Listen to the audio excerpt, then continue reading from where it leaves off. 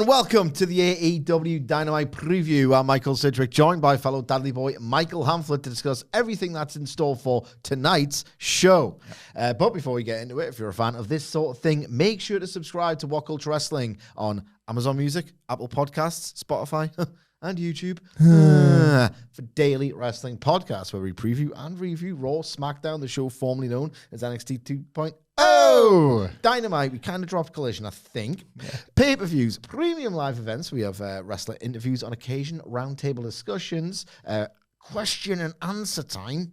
And we host a roundup of the week, complete with a bloody good quiz, of course, on Wrestle Culture. Now, bit of inside baseball to start off. It's Tuesday afternoon as we record this, so I assume there'll be some scintillating trios action that I'll definitely remember in a month's time added to the card. The old upski, putting old straps on the line. Yeah, all that kind of stuff. There'll be matches added.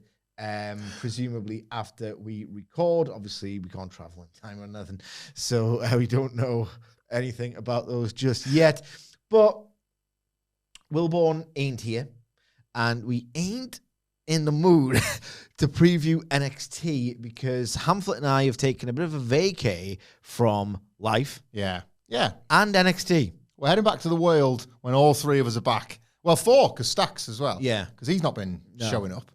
So, when we're all back in the world next week, we'll tackle it together. And I'm assuming Wilborn's seen every second, so we can give us like a primer, I imagine. Indeed. So that's the deal here. But it's one of those when you're off, it feels like you're away forever. I haven't really missed that much. I've caught up with AEW here and there. Mm-hmm. I haven't got through all of Forbidden Door yet, looking at the time and everything.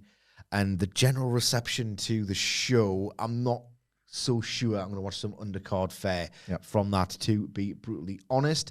But Hamflett, did you review Dynamite last week? Yes. Myself and Phil covered it. All right. Broadly very positive, very few negatives, a real high. To be honest, I was higher on Dynamite than I was from Forbidden Door, which I attended in person. Have you spoke about that on the podcast? Briefly, we did a Forbidden Door review with the live chat and stuff, so I was able, it was a down the lens with Nicholas in the chair, and they're pretty tricky to get through compared to when we normally bounce our thoughts. Yeah. Already, it's like, nearly 2 weeks now. I sensed it at the time that a lot of the praise for Forbidden Door was in the moment and was reactionary to a hot building and a big, like 20,000 in the old Millennium Dome ski, the O2, like impressive stuff. But I just sensed that this is already going to age quite badly quite quickly. Just come and go. Yeah, and then I saw that Dave went 5 on the cage, and I thought this is going to make people appraise that even quicker. Yeah. Like I've said this on the review, I knew that if I wasn't there in person, I don't think I'd have got a great deal out of this. You've seen a million of these war games come weapons cage matches. Yeah. And when he went 5, I think probably a lot of people went, hey, what does he go what? And then immediately probably like lowered their own rating to, for like a mythical world average. It was like, well, I'm going to have to go 3 then to, make this feel what it was. It didn't feel very eventful. And I know Forbidden Door allows for that excuse, but the New Japan stuff was set dressing this year. Hiromu was somebody for Fletcher to beat. Tanahashi was really sweet. Tanahashi stuff was lovely, but it was a last for him more than it was a crossover. We said when we previewed it or were talking about it in the weeks leading up to it, it was AEW X New Japan Pro Wrestling. It's now AEW featuring New Japan and CMLL and Stardom and Rev Pro and stuff like that. So, that's the thing. Like, I just haven't had the time to catch up on all things AEW. So I don't really feel like I can give an accurate state of address of AEW or whatever. One thing though that I did want to touch on, do I even care that much? This gummy bear spot. Oh yeah. It has upset people. And not just the usual idiotic, unhinged WWE tribalists who will latch onto anything because it fulfills them in a weird way to talk in bad faith or just talk trash generally about a thing in AEW that drew criticism. Bischoff. Yeah, and his acolytes and stuff like that. but I have noticed that there are some other outlets who are prominent and who I actually rate who had a problem with that spot, right? It seems to me that Nicholas Jackson couldn't have done a more obvious, deliberate attempt to take like a sick, spiked head bump that happened to be on the gummy bears as the punchline. He didn't get a bag of gummy bears thrown into his face and react as if like they're really hurt. Yeah. He didn't get like the gummy bears. You know when they do in the books love this spot where they put the thumbtacks in someone's mouth and then super kick it. I was inspired with the gummy bears because the super kick is what hurts. The gummy bears is a subversion of actually, but it's not so bad. You kick. Yeah, that's fun. But the idea, it's like he took that bump from, I think it was meant to be a Tanahashi Bulldog, but it's 2025 Tanahashi, so you can't really tell, sadly. He deliberately took that bump directly on the top of his head and did that sort of like the head stays in one place and the rest of the body follows to make it look like he's broken his neck. He hasn't. He's just very gifted. But the idea being that he did it on the gummy bears. It just happened to be on the gummy bears. It's not as if he was like thrown onto gummy bears and did that Randy Orton Backlash 2004 sell where it's like, oh, Jesus, they're all on my back. Why are people talking about this? I would wager. Should I even entertain this or not? Well, I would wager they saw a still image of gummy bears and that was enough for them to take a run at it. Yeah. Like they even built it's a PWG reference. Yeah, well, they built it. They built it. They said they did a pre-show video where, and this was such a great detail, you'd have loved this. Matt and Nick were speaking to some guy who was sat at like a weapons table, and they were like, go, this was like on the pre-show, or played to the arena at least, go out in London and find like the gnarliest weapons you can, like the most pain-inflicting stuff you've got, put it in a bag and put it under the ring. Do as we say. We might not be EVPs, but with these guys. And he was like, yeah, all right, whatever. All right. Like, and while you're at it, cue our old music up, right? For the Mbop. And they were wearing, me and you have worn these before, you know those guest pass stickers? Yes. That you get if you're accredited for a day to be in a particular area of the building. They were wearing them, and it was just one long extended bit that they've been doing on TV of the kind of, they can't do anything. Yeah. It was that. And I like... So they've gone to the trouble of explaining, which no other wrestling promotion has done. And massive pop for the reveal. They've abandoned the pretense of the foreign object. Yeah. Years ago, everyone in pro wrestling, there are tables under the ring for no reason in WWE, AEW, New Japan, everywhere. So they've gone to the trouble of explaining why a weapon exists under the ring, which no one does. No one gives that a moment's thought when they probably should. Yeah. It's just a ridiculous, normalized wrestling thing that you just laugh at. And Nick Jackson in particular has taken that specific bump. He didn't take that belly flop bulldog and went, the gummy bears. He's deliberately taken that specific bump to like get ahead of people saying you've bumped on gummy bears. Yeah. And yet still people are acting as if he's Randy Orton. And exposing the business. It's an absolute 2025. I understand the idea of the tone, but come on. It was a 10. Let's be realistic. Like I do hold AEW to a lot of like high scrutiny, and understand the crack about tonally it didn't fit in a match like that. Is it 1989? Is it the mid to late 1980s War Games where you are meant to believe that there's true hatred exists between Dusty Rhodes and the Horsemen, and it's hate. So here's a tick. It was a bit of a spectacle match. I would argue then on those terms, and I really believe this actually, I would argue that Jon Moxley doing what he did to Darby Allin was what was tonally off about that match. They were trying to insert some real visceral, gross hatred into a match that was mostly about fun. The baby faces at the end just rallied around Tanahashi hitting the high fly flow for the win. Yeah. It was a party match. And then halfway through... Should it have gone on in the middle then? Well... Does the main event matter? Yeah, it does. I think it was probably the right spot. And all I'm saying is that they were attempting... If you're going to argue they're attempting too much, and these critics, these Booker T's or whatever, they're not going to I love the Moxley Darby spot. Me too. Yeah. But it was more of a match for the fun stuff than the grim stuff. Yeah. That was what was like, oh, what here? We're just busy flying through tables and dicking about. They saved that for their inevitable singles plunder match. Yeah. The Gummy Bears was a better fit. You were just like, oh, this is happening. This is wacky. Like, everyone's watching this violence with a smile on the face, and that's the bit where everybody's like recoiling.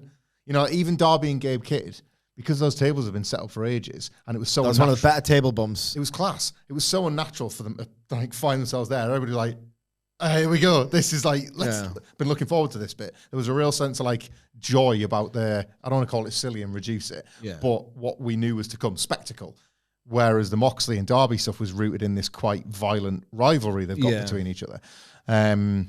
It's just I think it's a match. If you look at what feuds and which characters and what those certain characters are doing, I think it sat uneasily alongside itself, but it was fun enough as a spectacle main event. You know, it's tricky because the Young Bucks are doing comedy. Yeah, the graphics were fun. But, and I'm not, this is not even a dig because I've had enough goes at Jon Moxley this year and I've really turned the corner. I think he's awesome this year. Yeah. Like, I wouldn't say, like, I'd say. His facials in the Kenny standoff were incredible. Everything, I think from the moment he was selling the way he was for Hangman Page, I've started to just like flip on Jon Moxley. And the sort of, he can't surrender the seriousness of the Death Riders to the wacky stuff in that match. But everyone else in the match was wacky. Yeah. Everything else apart from, but that's not a dig. He can't at the moment. That gimmick is not at the point where he can sell it out. You can't sell, Jon Moxley can't sell all the violence down the river yet and just do all the nonsense. He's got to be kind of nowhere near the Gummy Bears or whatever. But it was a wackier match than it was a violent one. Like the cage was pretty flimsy and fine. You know what I mean? It was really. I'm glad it wasn't that dumb, usual AEW cage. I said on the podcast, as soon as it was announced, don't do it in the normal one. I'm glad they didn't. The main event thing, while we're chatting, MJF Hangman Page didn't feel weighty enough to be the main event, so they kind of bought themselves. It was having your cake and eating it too, because you do the lights out gimmick to obviously force it on last, but nothing else could have followed it because it was so over the top. Everything else would have really struggled to go on last after it. Yeah, I think so. I don't know what better option there would have been for the main event. Yeah. But it's just indulgent, isn't it? AEW is super indulgent all the time, for better and worse. Like my take on the main event, before we go into the actual purpose of this goddamn podcast, is I think Anarchy in the Arena, considering the first one was such a blow away great, how the hell have they managed to make this up success, where it's like it flitted seamlessly between different tones. Like Jericho clowned it up, stooged it up. They had the stuff with the music on repeat. And yet Danielson's brawling and how much claret flowed. Instantly it became a formula that I've started. It's like my Christmas for wrestling. It's like, oh, you've got to do it every year. Yeah. You know what I mean? That's my thing. I think Anarchy in the Arena, because there's such a magic around that stipulation, has now got like a latitude to do this sort of stuff, like a license to have fun, do a bit of comedy, but also it's unhinged and demented. Agree with that, yeah. So I think Anarchy in the Arena gets away with itself to a degree, whereas this was just like a cage match and maybe people were a little bit, I don't know. Either way, I will apologize for relitigating social media discourse because I promise not to do it. Here's one link to that as much as I used to. It's not in our notes because the potential key figures as of recording this are not set for Dynamite in any way, but they were last week in the ECW Arena. I don't know if this was the case before Forbidden Door, but it definitely felt like it was a groundswell last week, and I back it as well. They're as close as they've ever been to Women's Blood and Guts. They need to do it. They need to do it. They are really close to it. You've got the Willow, Chris Statlander overlaps they've had. Megan Bain and Penelope Ford, and it's a silly name, but I'm really starting to warm to Tekla in particular. The Triangle Maidens. They're doing a bunch of multi-women matches that for the most part are really good, and there's a couple of decent stories wrapped in there as well. Like, now's the time. It's just like, you do wrestling, this is my Fed brain talking, you do need to promote when you've actually got one of your big success stories and kind of trumpet it, and a Blood and Guts match would be the way to do it. Yeah. It's almost like you have actually shown people so you can tell them to. Yeah. Right? And it's like screw the 4-ways, like the women's plunder matches, there's a rich actual tradition of doing those in AEW, so it's made sense for the longest time, and I reckon that would get a good rating. If you want to look at things cynically, and that's what pro wrestling is, it's a pursuit of ratings and money and revenue. Like, I reckon that would be such a first, a violent match on that scale in women's wrestling. I know WWE do women's war games. Sorry, it is not the same. It is not the same at all. Talking actual blood everywhere. WWE War Games is its own genre, isn't it? Yeah, it's not plunder. Well, it's plunder, but it's not violence. I just think something this violent on that scale for that long in mainstream women's wrestling in the US has never been done, so they should do it just to get it done, to normalize it, and it can't be a bad thing. If they completely blew away the men's blood and guts matches, which quite frankly, for me anyway, it is a low bar. I don't think any of those matches hold up in the way that the Anarchy and the Arena ones have. I think they could piss on it. I think they could piss on it, and it would be such a cool thing to crow about. They got a stinker number last week as well, for whatever that's worth. I don't know, because like Darby Allin versus Claudio delivered on what it promised, and the ECW Arena like really looked the part, but it did like I can't remember. I remember we aggregated it, and like Murray has a thing about we don't really talk much about it unless it's like record lows or record highs, and it was record lows viewership and demo, and they promoted a pretty solid card, and there was a novelty of the fact that it was NXT drew there, didn't it? Yeah, they did all right there. So like I don't know what that number was reflective of. I guess I don't know ultimately, because the card looked decent and the arena was certainly appealing, and then you switch it on. Maybe it did look too small time. You know, that the mythical sort of... Yeah, they've done like small venues before. I don't know. If it's a pattern, which it isn't after 1 week, might be something to worry about. But should we get into what's on the show so far? I'm all sorts of conflicted. Actually, before we get to the first thing about which I am conflicted, it's basically a kind of here's what's announced so far at time of recording / what next? I don't know what that was. Yeah. I'm all sorts of conflicted about this first match that we're going to preview, because it's impossible to be sick, really, if you're an AEW fan and you like the party match of the All-Star 8-person tag. But come on, not another one. Yeah, it is. I'm trying to coin something. I think I've coined deft. Say people are using deft. I've coined deft. Thank you very much. Yeah, we have our wonderful community of listeners and viewers who we all talk in the same completely, at this point, bonanza language. Yeah. I really want to coin something here. So let's start using it, okay? Let's start using it on socials. Stand up for WhatCulture Wrestling podcast. Tell your friends. Write into your local newspaper about the WhatCulture Wrestling podcast. And I want to caveat this by saying it does sound dangerously close to what bad faith people say about AEW, but sometimes it's rooted in truth. Like, it's exaggerated or distorted or whatever. These All-Star 8-man tags, it is pure critical acclaim doping. They do it, I believe, make use of that still overstuffed roster to have great matches. Yes, there'll be storylines developed, and in this one in particular, there's some really cool scope for callbacks, potential resurrection of something immortal. But I don't need one every single week. I do not want one every single goddamn week, and I feel like they're not special anymore. I feel like I'm meant to see these 8 names and these great wrestlers and the history between them and the spots that I could see. And I just feel like it is a cheat code. It is critical acclaim doping designed to... Because I feel like AEW has done the substance, done the hard work, genuinely tried to correct certain wrongs that were made of its own making in 2023 and 2024. I still can't get over the sense that it's a bit of try hard. There's a bit of, if we do this, we'll get... people will rave about the match on Twitter. Yeah. Do you know what I mean? Yeah. But this one's different. So, okay, then another one. Well, yeah. I think this is better than a lot of ones we've had recently, to be honest. I mean, Kenny Omega's in it. It's the difference maker. Kenny Omega and Hangman Page having reunited in a beautiful, if a little bit, scene on Dynamite last week, which I'll get into. Yeah, I was going to say, I'd like to... Kenny Omega... explain that noise. Sidgwick explains the noise. Yeah. Because I was just straight up electrified by that.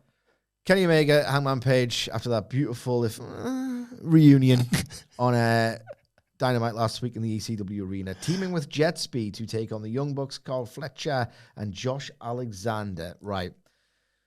On one hand, done with these for a while. It's critical acclaim, doping.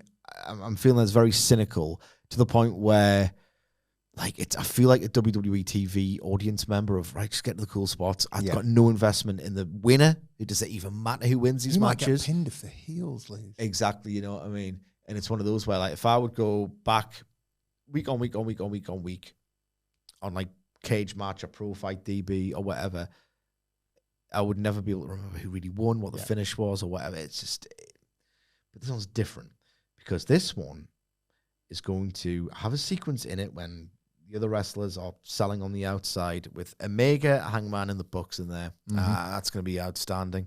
Like, the fun they could have with that. Like, what if this time, to truly prove that, oh my God, he is the new... Because in February 2020, yes, he was in the tag ranks, but the idea very much was Kenny Omega is going to win the world title at some point. He's going to have this feud with Hangman Page at some point. It's going to define AEW's 2021. They're clearly building something there. Kenny Omega is still razor sharp in his physical prime.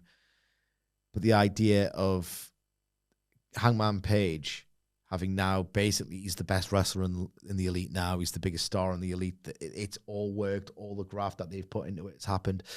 What if this time, unless they want to save it, if they are going to do a tag match, which this is only going to preview, what if it's Hangman's turn to kick out of the unnamed trigger at 1?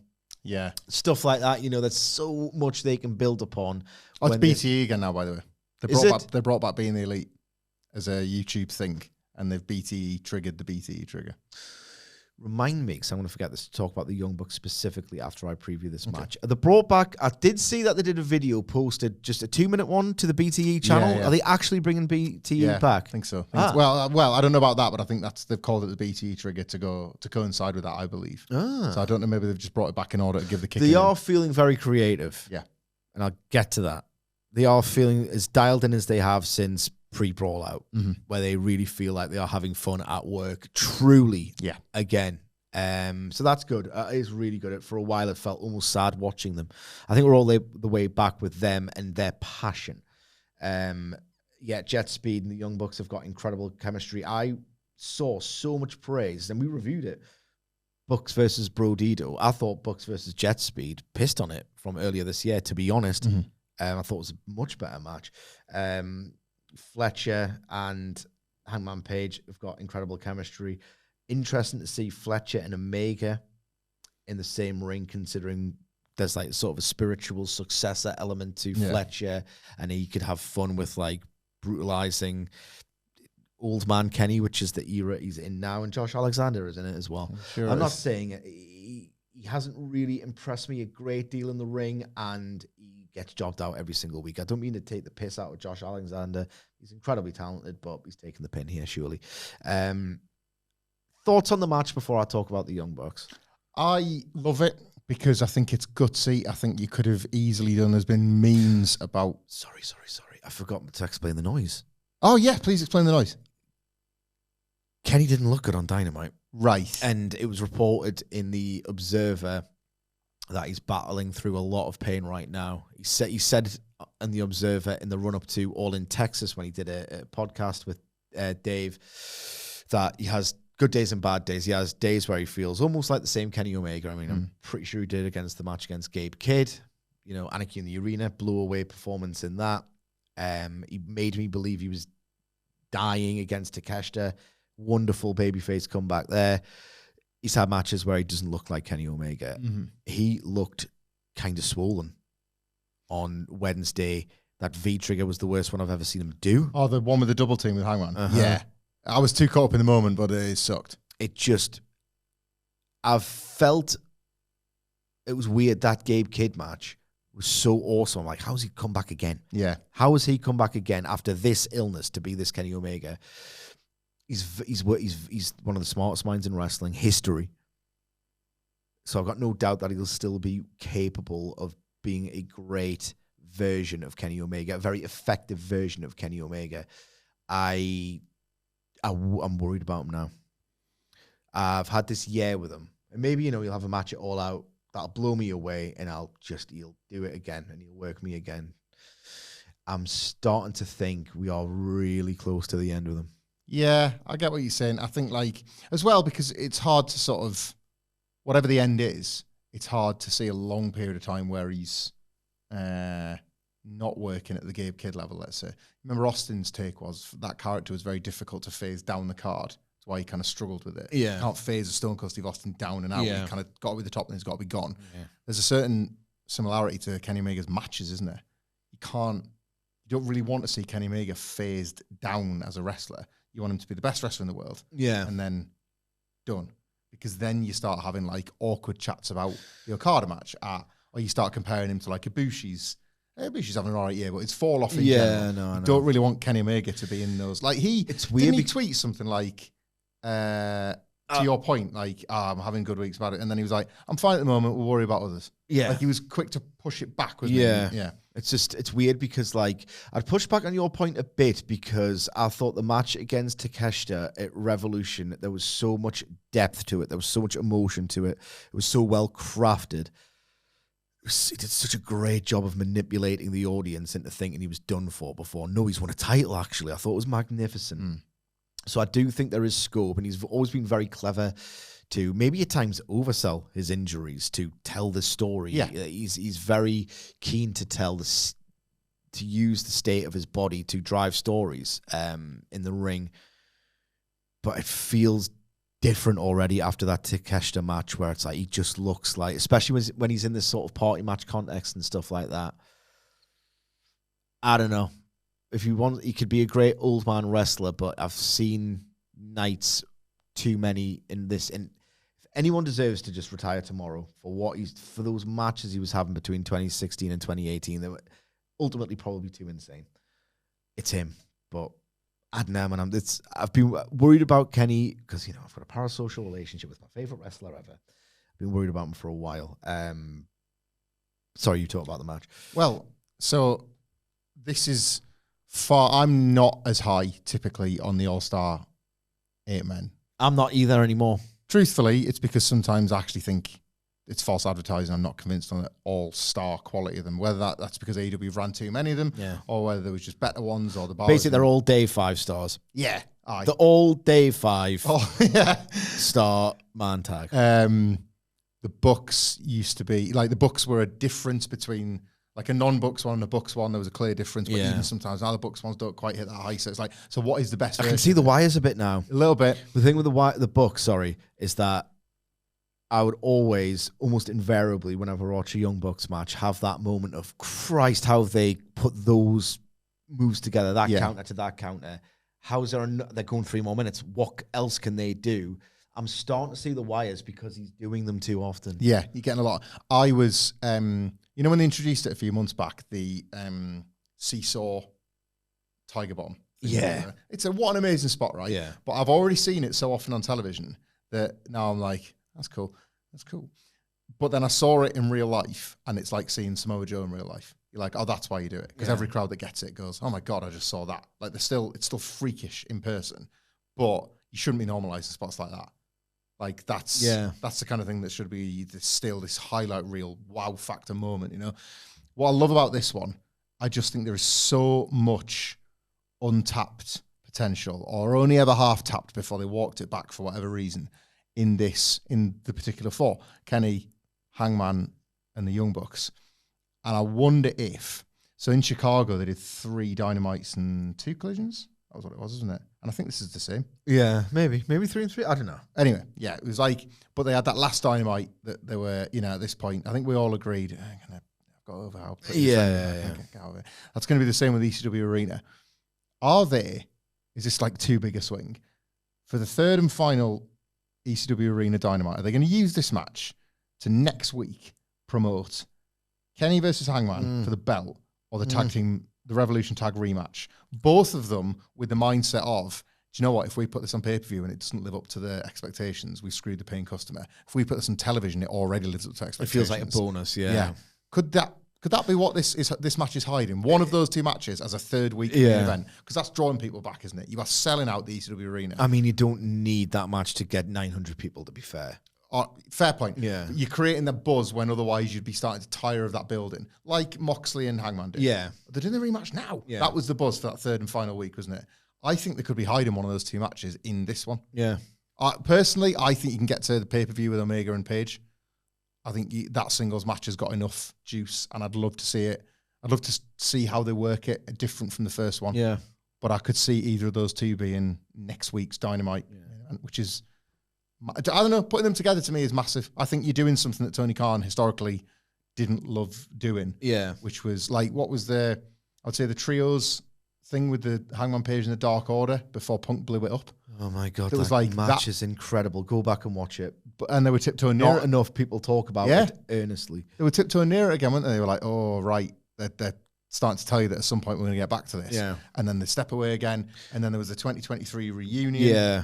And other than that, really, it's only been the books when they wrote Kenny out when he was halfway through his diverticulitis recovery. Yeah. We've never really been told to think about it, have we? So I'm excited by that. Anarchy in the arena as well. It's always been there. It's just never been as big.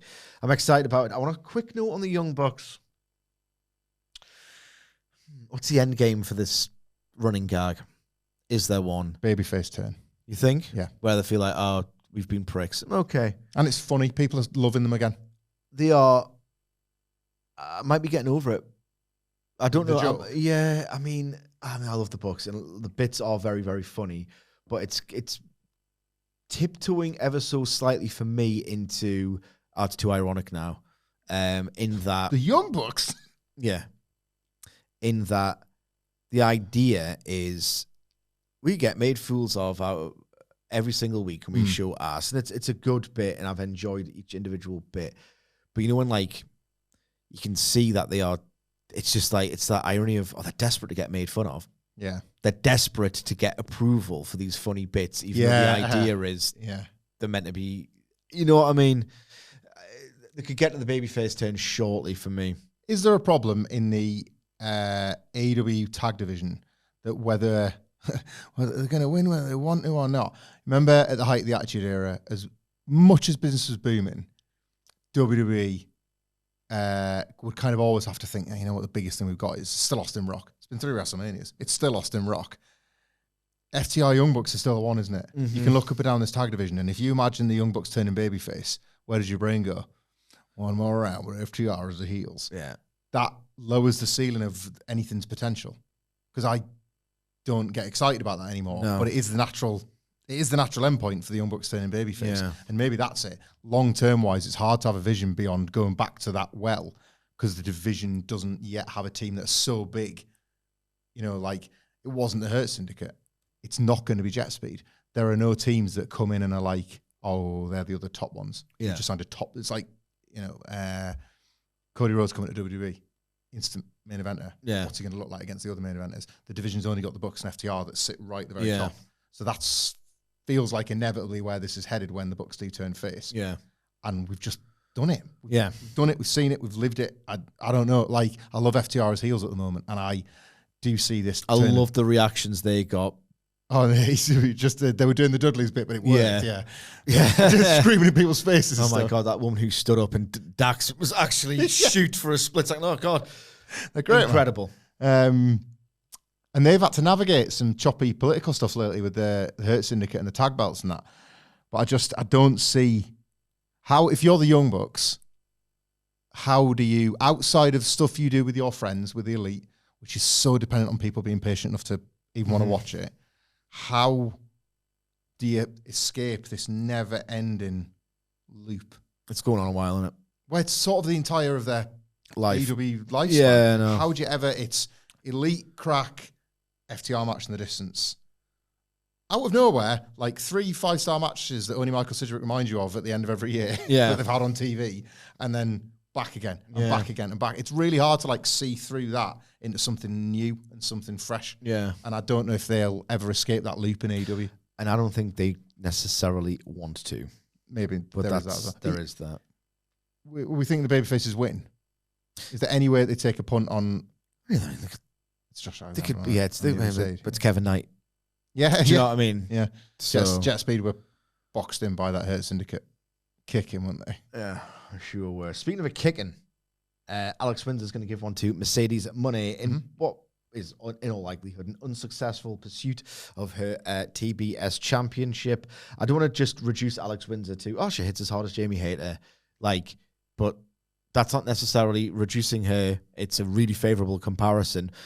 On a slightly smaller scale, because I rate Jamie Hayter so highly on her best day, I have the same sense of excitement about this match in that great stylistic contrast.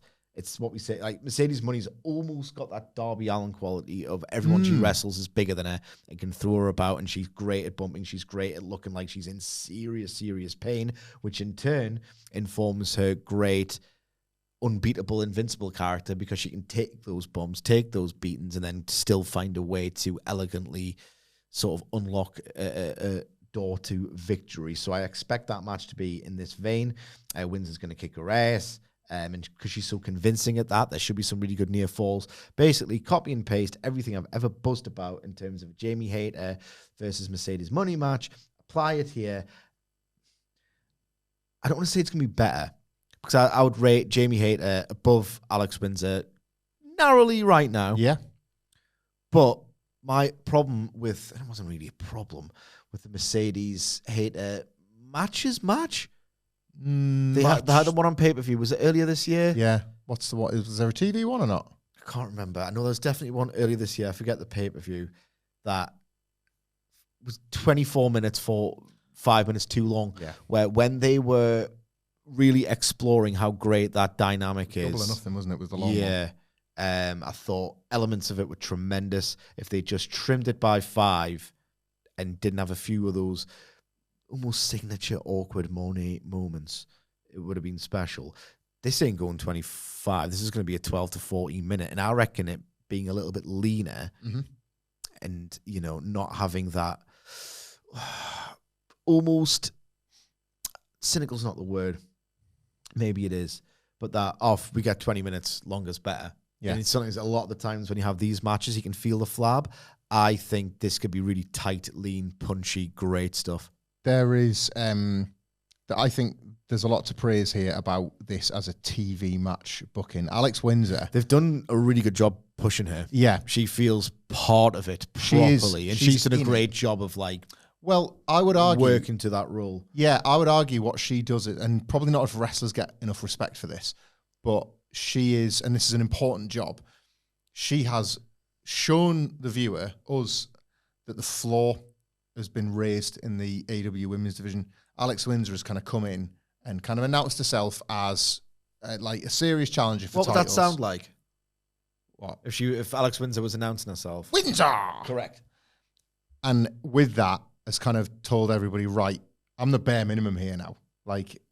Alex Windsor's a veteran, offers a lot, but he's clearly here to ultimately help as many people as she's helped herself. That's fair to say, right? I would say so, yeah. But I don't necessarily think there's a ceiling on her, but I think that's her rule for now. Yeah, and look at the standard of an Alex Windsor. So that's telling everybody else, here's your bare minimum. Yeah. And how high up is that compared to what it was a year ago, and a year before that, and a year before that? And I think she's as representative of anybody of the improvements in this division over the last couple of years. And that's why she can be set up to lose a nice mini TV program with Mercedes Moné. However, this is total scatterbrained fantasy booking, but go with me on this one. Mercedes Moné. Is it the law? Do I have to go with you? You don't have to, but I'd like you to. Okay. Mercedes Moné has recently... Yeah, go for it, yeah. Where are my manners? Manners. Money. Shout out to Simon Miller, who was asking one of the questions at the AEW Forbidden Door press conference, but has spoken about how she's finally found English food she likes, but is otherwise a cartoon heel. What is it with the breakfast choices? I know, man. Of these American wrestlers. Well, and not even American. Did you see Amira went viral because she had olives on in her baked beans? What? Yeah. Anyway, So yeah, she's kind of had a bit of fun with, I come to the UK and everybody's rubbish and the breakfast sucks. And like now she's going to beat Alex Windsor on Dynamite and whatever. Last week she just outright said it, like, I want to beat Ultimo Dragon's record. Did you see that? Yes. She's 9 belts Moné. She's wearing the TBS and the other 8 belts are in the ring. She beats Alex Windsor. And it's like, UK, you suck. Millie McKenzie is kicking around with 6 belts and has posted a photo with her own. A 6 versus 9, 15 belt winner take all. What would Tony Khan call that? The 15 belt bonanza. 15 belt bonanza, right?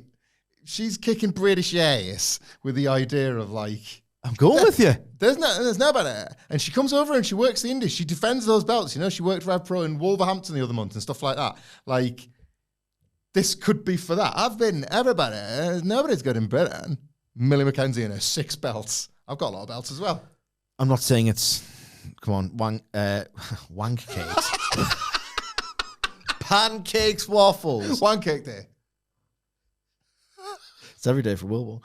I was trying to think of something on Shrove Tuesday that's wanking, but I can't. I'm trying to think about waffles and wanking. There we go. Don't have to. No, we don't. I was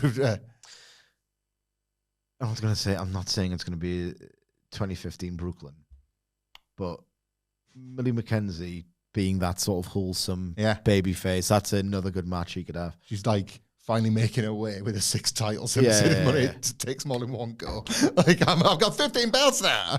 Book it.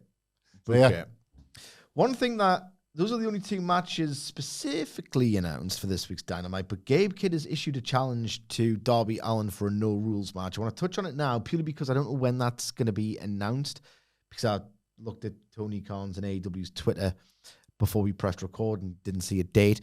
It's for no rules. That's the stip. Maybe that's like the goodbye ECW arena. See you next time. Here's a proper ECW match. You could argue they shouldn't do, not that there was an ECW match, but you know what I mean. Yeah. Maybe that's the one to save for the last week. Maybe, yeah. Either way. Got a top last week. The stuff for Claudio was mint. It was mint. This could be a different match, though. Like, that was more of that sort of Mike Awesome, Spike Dudley deal. This could be more of a scrap. Like, Darby Allin versus anyone is David versus Goliath, but there's ways he can do it differently. And Darby Allin staying in a proper vicious brawl where he'll, as ever, encourage Gabe Kidd. Those chops and those punches, just lay them in. Yeah. Different tenets of the match with Claudio. I really like the booking. Darby doing an honest to God brawl with some studs peppered in.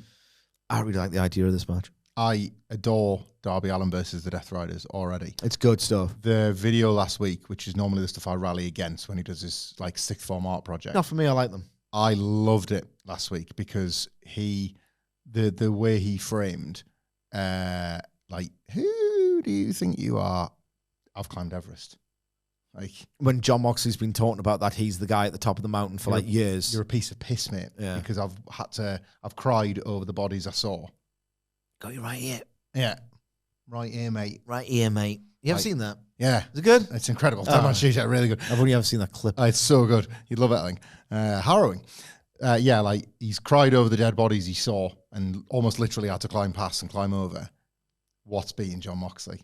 And the idea that that's in Mox's head. The way they shot the end of Dynamite last week was so, like, it was produced unproducedness. So, like, Darby just got out of there. And Moxley's left in this ring with, like, I think he was with Yuta and I guess, like, Claudio, who'd lost, looked a bit embarrassed. And it's like, well, his facials have been unbelievable. Well, that's Dynamite. So Moxley, in response, is not giving him the match. He's not respecting Darby enough to give him the match. And he had Yuta say it as well. And he's like, no. So that's Moxley showing fear, isn't it? Why would he not give Darby the match? It's because he knows that Darby knows he's got him. Yeah. Right there, mate. And speaking of people from that part of the country, Gabe Kidd, he sent Gabe Kidd to do the dirty work, and Gabe Kidd's going to fail to do the dirty work. And Darby Allin, this indestructible figure that is on the, like, flipping the whole thing where he is now on the charge to Moxley, is fabulous booking for that match. And I want Moxley to keep not giving it. I hope it is this week. And I hope Gabe Kidd batters him and Darby still prevails. And I hope Moxley still says no. No. Like, we know it's happening at All Out or whenever. But I love the idea of Moxley refusing to give him the satisfaction out of the dormant fear of this, like, the whole dynamic of him and Darby has always been, I respect you because you push me to the limit, but you will never beat me, so I can never just openly say, actually, you're the man. And Darby's going to kill him. Darby's going to win. Darby will not quit, and Darby will beat him, and that's probably Jon Moxley's babyface turn. Yeah. I think it's brilliant. I think it's excellent as well. I think they can delay it as long as they want. I sense they'll go to All Out with it. I think Mox wants to play this character for a bit more, and I would let him if the story's there because he's so great right now. I'm into him. Well, we've got Garcia in the notes. We have. Before that, we've got back at the ECW arena. Yeah, kind of covered it, haven't we? Yeah. It's Looks really good. It does. Looks really good. Ain't ever going to look the same. Diagonal and bleachers. He did it in his own way. In the little pillar in the entrance and the little like fancy bits. Yeah. I like the fancy bits. Yeah, the fancy bits. Not fancy, not to be confused with fancy. That was the NXT look at it. That was our New York voice. That's right. There's fancy. There's been no big-ass crowbar yet. No, not yet. Daniel Garcia and Jon Moxley. What's that all about then? My mind goes to sort of original plans for BCC because Jericho took Garcia for the JAS. This wasn't a plan, or at least not what I'm privy to. My fantasy booking at the time, before they just decided to act hard in between us for no purpose for about 2 years. What the hell was that? Was the JS won. They recruit. I know Claudio Castagnoli saved pro wrestling at Ring of Honor Final Battle. Sorry, yeah. What a waste of goddamn time. My fantasy booking for the original incarnation of the BCC was they get in the new young technical studs like Wheeler Yuta and Daniel Garcia as their respective proteges. Then what direction does it take? Do you have the proteges take on Danielson and Moxley? Or do you have Moxley and Wheeler pair off with Babyface? Yep. Danielson and Garcia. Loads you could do there, like a Cobra Kai split dojo sort of gimmick. That was what I had in mind. Maybe they're going back to something like it. But the problem for me would be, I need Garcia to turn heel yesterday. I don't need to see Wheeler Yuta in the babyface role for the foreseeable future because I can't imagine. He's doing a really good job of being a little bastard. A really good job. So he is catching on with the crowd at long last in a role that they can better. They've done a good job with Wheeler Yuta quietly this year because he's way more easy to take seriously as that little bastard just getting the licks in undeservedly. Then, he's a really good technical wrestler, so he's the next Danielson. Never really saw him as that. So as much as getting over as a heel automatically gets you over as a babyface and waiting, we're not there with Yuta yet. So maybe they could just draft Garcia in, and then Garcia and Yuta could be a tag team. And AEW needs them. I like that. So maybe that's the one I would take, actually. And not the first win necessarily, but just the first sort of statement moment is that, like, just Daddy Magic and Cool Hanange are just destroyed by them. Like, Yuta and Garcia beat them in a tag and just beat them quite bloody as well. Garcia shows that he's in this. He's in the Death Riders. Yeah. And it, like, puts over Moxley trying to restore a bit of order in his own, like, he's lost control of AEW. The new member's always a great way of adding shelf life. Yeah. You know what I mean? To a stable. Like tried and tested. Moxley can say he needed to take a look at what had gone wrong and he's brought him in and whatever. Yeah. Claudio, a lot of people saying, like, lately, I've seen the fan-made videos of, like, Claudio in the bloodstained shirt or just stood. So, like, the physical difference between him and someone like a Darby Allin or whatever. And people projecting this idea that, has it actually worked for him as well? Has the Death Riders worked more for Claudio than the BCC or other singles or tag pushers ever have? Him as the Brian figure in that. Because him and Yuta have got this sort of, they've had go here, kid, you little prick. Like, and they've tied together quite a lot, That you could still do that split and Moxley dojo thing and Moxley and Garcia. Aye. Because maybe Garcia doesn't need to turn heel, he just needs to not be a loser. Yeah, well, yeah. Do you know what I mean? I think he should turn. He feels like a loser right now. I think he is the key to. So I think Moxley will lose to Darby Allin, but I should win with Garcia's help. Or win with Garcia's help. Yeah, Orange Cassidy is on his way back, and if I don't need to see that again. new. But the match at All Out in 2023 was amazing, but Cassidy's promos in the build was at Full Gear last year. Yeah. Not good enough. If you recall, and Tony Khan definitely will, man's got crazy recall for this sort of thing. It was Hook, who's just come back, Garcia, Orange Cassidy, and Darby Allin as the four that were looking on as Brian was, oh, what's happened to Brian? What's happening to us all?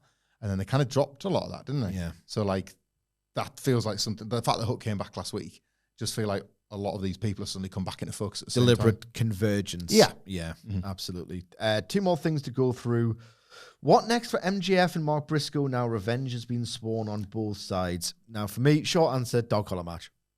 Mm-hmm. They've both, across the Converse, ROH and AEW, worked iconic ones, brilliant ones. MJF is a heel, a cowardly little bitch. Sorry, Max. So he will be running away. He has been running away. It just feels like it all fits thematically with their own history, their own specialist genres at this point to a degree. And the idea of it's a blood feud. They hate each other. It's wrestling. It ends in violence and weapons and bloodshed, all the rest of it. I had a fantasy booking idea for MJF, you know.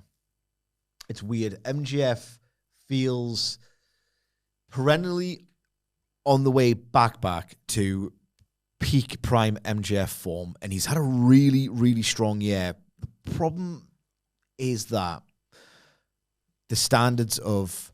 He was, at one point, a prodigy like no other. Like, have you heard this guy talk? Have you seen him and heard him talk and promo and carry himself at all times? Like, literally every sentence he says is quotable, funny. Like, the guy was on fire. Now he's in that sort of weird zone where he kind of exists as a headliner and someone will have a grudge feud and a headliner. And I think after this Mark Briscoe stuff is done and dusted, I don't know if they necessarily see him as the next big world champion. And if he is, maybe he exists to drop it to Ospreay. If I'm booking MJF, and this is by the by, after the Briscoe stuff, I want him to have the unified title. Mm-hmm. Maybe Kenny gets his revenge on Okada for cheating at All in Texas, and then Kenny has it for a bit. MJF was at his absolute peak, and he still approaches it most weeks. Do not set any more people on fire. That's impossible to take seriously. Most weeks, he still has it, and he's on the way back. But I think what I've been thinking about MJF, because the setting Briscoe stuff on fire just didn't work for me at all, and I'm thinking he's at that 8, 9 out of 10 when he felt like the next best 10 out of 10 wrestler. I want him to have the unified title for ages, because I've missed MJF. Because when he was at his best, it was when he was on this absolutely unstoppable rise to the top of the card, this unstoppable rise to every hall of fame in wrestling history. Yeah. That's how big he was going to be and felt. And every single week, he made you think, Christ almighty, this guy, the confidence, the ego, he's destined for legendary greatness. That aspect is a little bit missing from the current presentation. I would have him reign with a belt, not necessarily the world, because I know they've got the Ospreay plan, I think, next year, for ages, so he can be a cocky bastard. He plays it sinister a lot of the time these days. He touches on his sort of fragile, the version of MJF that exists in his head, and when the baby faces dress him down and he loses it, and yes, it's cathartic and stuff, I think he needs to be cocky for about 6 months, like at a minimum, to rebuild that true MJF essence. No, I think that's a good take, and like interesting fantasy booking as well, because you have to be very careful that it wouldn't scan as a step back. But I trust MJF, the performer, to make it feel like the coolest new thing. Yeah. A bit like joining the Hurt Syndicate. Yeah. That could have scanned as like, is this what you stuck with? But instead, that could have been the vehicle. Like, how cocky would he have felt with them backing him up? That's it. You know what I mean? That material felt elevated when they were all together. Yeah, it's a shame. and he could have revisited that because he was like high on life and everything, you know? That's it. He was, cocksure again, I would say what it was. And that, I don't know what's happened there. And I don't know if, because we were convinced it was a ruse, weren't we? And now it's starting to feel like the BS politics. Also reported someone, not MVP, wanted him out. So the Hurt Syndicate generally, I can't believe that finished to that match. It was incredible, wasn't it? Oh my God. We haven't talked about that. Look, the Hurt Syndicate on their best nights are just an awesome proposition to watch. Yeah. They are. They're not good enough for this. It's funny. They're not good enough to do. And I'm not saying CM Punk would. I don't even see CM Punk in AEW orchestrate a finish like that. Physically remove themselves from the ring so not to be around when the belts got lost. Then, as much as fun as I've had with the Hurt Syndicate, that match against Private Party was one of my favorite matches of the year. It was unbelievable. Mm-hmm. They're not good enough for that. They are not good enough to placate to, like, it's almost like this wild return to the naked wrestling politics of yore. Of how are you thinking people aren't going to notice you doing this? Like, how stupid are you? Like, how dumb are you to go on like that? In a company with a more plugged-in fan base of the two that are going to care way more about that than well, maybe that's the problem. Yeah. Maybe they just don't really get how...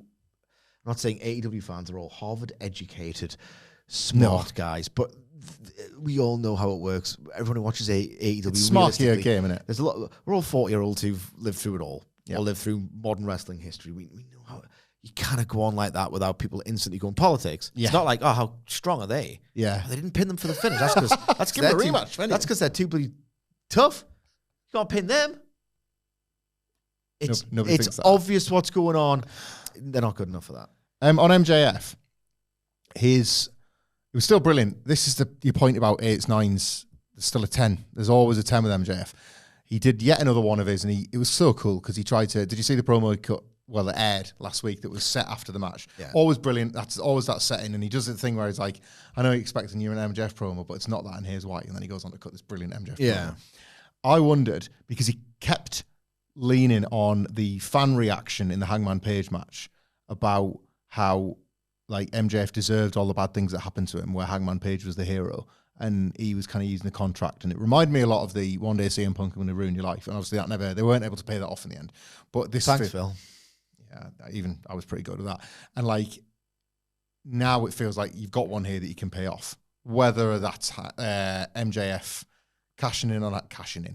executing the contract, dude. At a point at which Hangman Page has been so brutalized, even a 7-day recovery isn't enough. Whatever. Yeah. But there's something down the line where they've obviously got something penciled in, if not penned, that MJF, when he executes, this is going to be pretty significant. A promise has kind of been made.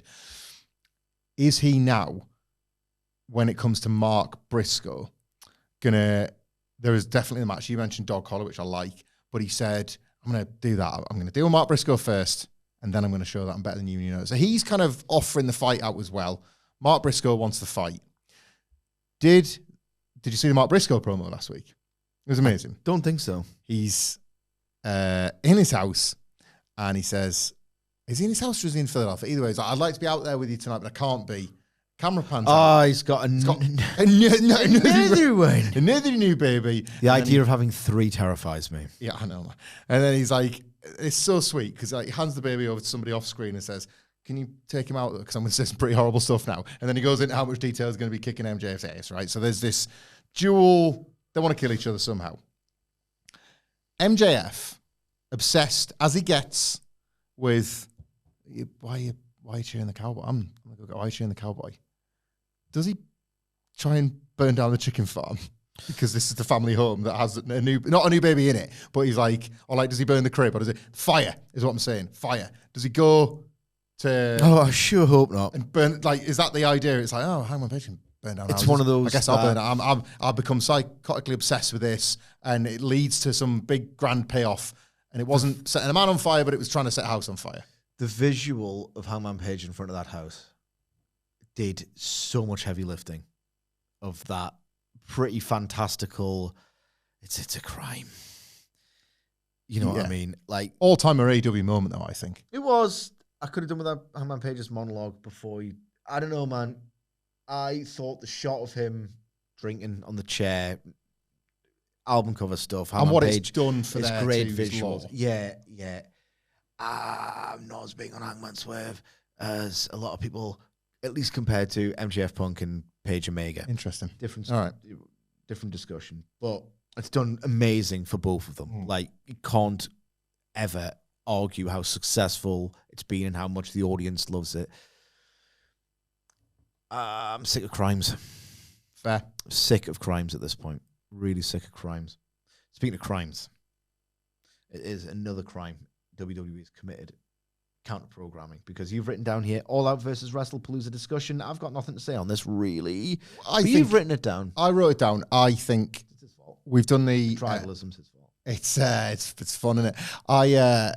We've done the Raw review. It came out yesterday, definitely yesterday, not earlier on this morning, where we both showered praise on the Becky Lynch CM Punk promo ahead of what will probably be a mixed tag match, which involves the return of AJ Lee. You mean it came out on Monday? Tuesday. Yesterday. Yeah, yesterday. That's right, because today is Wednesday, Sidge. Yes. That's how the days of the week work. It's big, and they know what they're doing, and it, like, WWE has a million shows all the time now, because everything's a counter-programming effort, all of it. Goldberg, can you imagine the era months ago when Goldberg, like, how dare you use my retirement against me, when it looks like John Cena's going to retire on YouTube. I know. Like, Saturday Night's Main Event's not on the CAC. It's not on the CAC anymore. It's not on the CAC. So John Cena, if he retires at Saturday Night's Main Event, as was originally the plan, internet, maybe, John? Like, now it matters. Was it not on ESPN? Not currently. Saturday Night's Main Event's just like the online special. Netflix in some places, YouTube in others, whatever. You're joking? No, I'm for real. And if it ends there, see you later, John. Like, now it's nothing sacred is the point I'm getting at, right? And this Wrestlepalooza, this whole awful name, by the way, didn't like it when it was ECW, like it even less now. It's even more dated than Fyter Fest. Yeah. There is still a Lollapalooza in America, correct? Maybe. I was explaining to Phil on last week's thing. I realised I had an ick. Sidge, you've got icks all the time. I landed on an ick. When people use two Electric Boogaloo. That's not funny. It's not, is it? That's an ick of mine. I did do a joke about that, though. People do it. People use it. I don't know. What was is it Sarah Logan? Oh, God, that's good stuff. Because I was like, she's really into films. Sarah Logan loves films or something like that. If you want to know more, just Google Sarah Logan 2 Electric Boogaloo. That's good stuff. That's funny. That's funny. I think you can wave that one through. Thank you. But I also think ... Palooza is like on par with that. It's just not something that sounds nice. So I don't like that WWE have used it, but it's the big SPN thing. Probably going to be Cena Lesnar. Yeah, it is. No, it almost certainly is. So Cena Lesnar in this suddenly out of nowhere massive mixed tag match. What I guess I'm saying is, do AEW, the debate is, should AEW, yes, optics-wise, it kind of looks like they're being bullied if they start the show earlier. That's what they did for All in Texas. Should they just do that and go long as hell, and see if they can just keep people's eyes on their show? Don't go All in Texas long again. Never. Ever. But is that not starting to look strategic in hindsight, the length of that show? Like, I know they go long historically, but did it go that long? Because it was like, I know that no matter how long I go, people are not going to care about Saturday Night's Main Event and friggin' Seth Rollins working an injury against LA Knight when they've just watched Hangman Page Jon Moxley. Like, I think they should move and not worry about people saying, bullied out the time slot again. Don't go head-to-head. Go earlier. Get the jump and keep people, because this WWE one's a big old show. And if you're looking at the Edge and Christian match in Toronto, it will be a big deal. Jon Moxley and Darby Allin, whatever Hangman Page is doing in the title match, they're your three big. They're going to be the last three matches on the show, probably. Yeah. I think you stand a better chance of keeping the conversation. It is an optics war. Everything's an optics war now. It's WWE have outright said it, haven't they? It's Twitter. They want conversation. They want people to be hashtagging their show, not the AEW one. It's the old NXT strategy. We can't take everybody, but if we take some, job done. Yeah.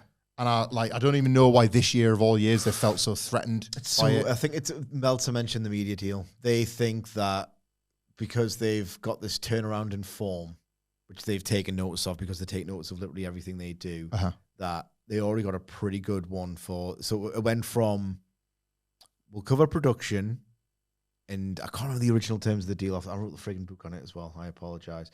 But it was cover production costs and ad revenue, but no actual lump rights fee, something along those lines. But they had to get a proper one, a rights fee, to get profitable. They got it in record time, January 2020, but still nothing huge. WWE adjacent. They got WWE adjacent money for for this one negotiated last year or the year before. Yeah. This could be a one. If it keeps going the way it is, and it's just a modest success, that is just a dependable ratings hit every single week of the year, cracking that top 5. And TV still needs hits the next time. They're going to get a massive one, I feel. A massive one. WWE doesn't want that. So it's a new threat all over again, rather than that's just us assuming that they've boxed them so off into number 2 that they're not worried anymore. So I know they actually are. Yeah. It's not just like the crowd size, it's the money they'll get, the continued exit. They just don't want it. They just don't want it. I guess on a sort of make this the micro debate, then these 2 shows, I really believe it's, who the hell am I? I think it's sound strategy to move the start time, start early, give yourself. Don't see it as a defeat that you walked back a start time because WWE have rocked up. See it as an opportunity to just, we'll keep people here. Keep there and then do a bit of overlap later on. Mm-hmm. Now, it worked for All in Texas because the sense of anticipation around that incredibly well-built show was magnificent. For me, the story of the year, and it doesn't really influence metrics either way that much. So I don't know why they're both bothering, to be perfectly honest. The story of the year is WWE is for maybe the reason Meltzer speculates the potential of an even bigger rights fee for AEW has grown fixated on the idea of we must counter-program AEW, we must nip this thing in the bud, we must kill it, to the absolute detriment of them telling well-oiled machine stories. Yeah. AEW's story of the year is, we got really gotten to how embarrassing. Let's just get on with our own stuff. And they got loads of critical acclaim, hugely impressive All in Texas show, some incredibly good nights ratings-wise, some great houses in like Australia, Mexico, England. Like the sense of back. I don't personally get it 100% in my body, but a lot of people think AEW is back. AEW should continue to just don't worry about what they're doing. All in Texas got away with itself. It was unreasonably long, but also worth it at the exact same time. Don't do that for an All Out. Don't worry about them.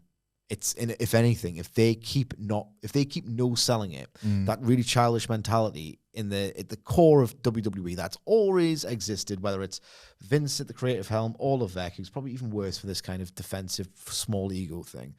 If AEW just goes, we'll just do our own thing, it doesn't matter. We've got our audience, we'll just crack on doing really critically acclaimed stuff, which Levesque wants to have. Yep, he's missing it. Yep. That NXT period, that 2023 period, he loves it. The fruit baskets. If you're Tony Khan and you just don't sell it, all you're going to do is get Levesque to go even more head mental and make more mistakes and make more decisions that make them out to look incredibly petty, desperate heels. So that's what I would do. No, we have to. You have to be. I've got to go home soon, buddy. Coverage bubble stuff. It's awkward, isn't it, to watch all the wrestling like these? It's healed WWE in our very niche and spoilt circles because it is difficult. I mean, they pissed off all the little knackers who used to go to the press conference. Yeah. Yeah. Do you know what I mean? Think of the knackers. I wouldn't bother. I would just keep on trucking. Keep on. If I'm Tony Khan, actually, if you're Tony Khan and you're watching or listening, here's some advice. Okay? Keep on trucking. Yeah? Keep on trucking.